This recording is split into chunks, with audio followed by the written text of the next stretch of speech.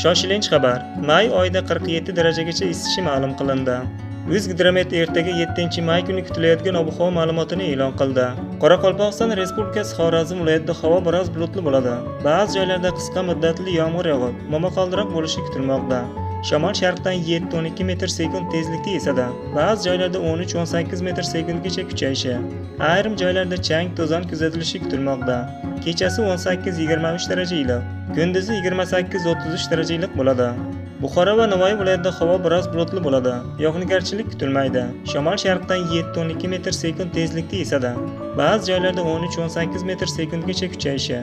Ayrim joylarda chang-to'zon kuzatilishi kutilmoqda. Kechasi 18-23 daraja iliq, kunduz kuni 35-40 daraja atrofida bo'ladi. Toshkent, Sirdaryo va Jizzax, Samarqand viloyatlarida havo biroz bulutli bo'ladi.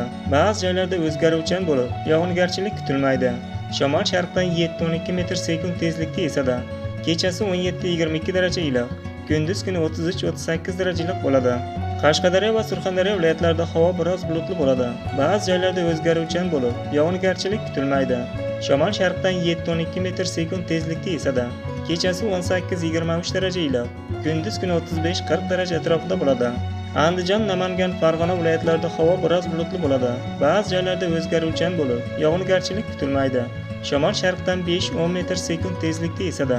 Kechasi 15-20 daraja iliq, kunduz kuni 32-38 daraja iliq bo'ladi.